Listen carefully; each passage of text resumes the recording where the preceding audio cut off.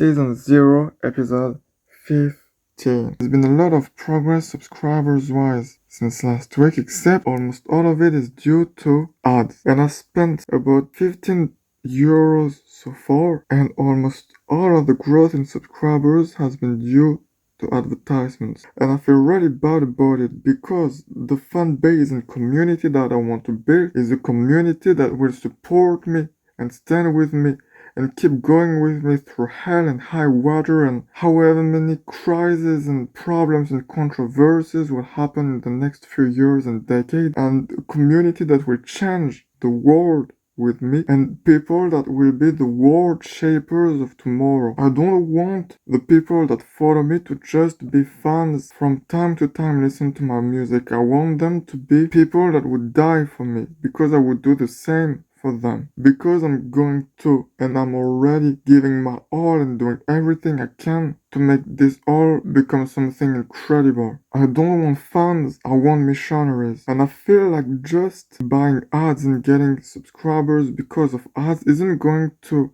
do anything like that, because it's not something bad or anything. It's something that is used all the time by traditional record labels to make big pop stars and all, but I don't want to do something traditional. I want to change the world.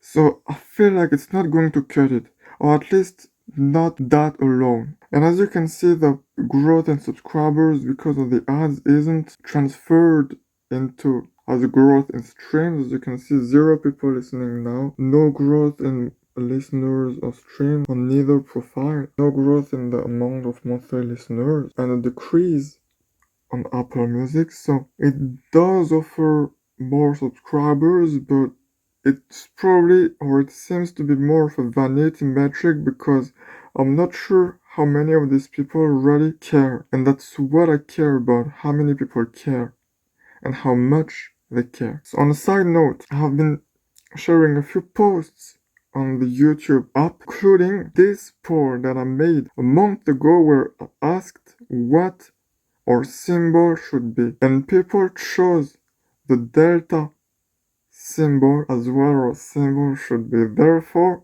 from now on and until whenever we decide to change it, our symbol is the delta symbol is changed. And I think that this symbol is very fitting because it expresses change and evolution and progress and growth. And it's what I care about. I care about growth and progress and change and evolution, and the world always changes and it hurts and you just get left behind, except if you embrace change, if you become part of the change, and it hurts because it's new. But eventually, usually it's what you don't regret having done. So that is now our new symbol, delta, for change. I've decided on a new strategy that I'm going to test, which is that right now what I do is to spend a lot of time making full songs, and then I make short to share them. And I make short song video each day and a short song every 2 days. Except it takes a lot of time, and in the vast majority of cases, people don't like the songs so much, and I don't know which songs to create or which themes or etc. will resonate. Therefore, what I'm going to test is to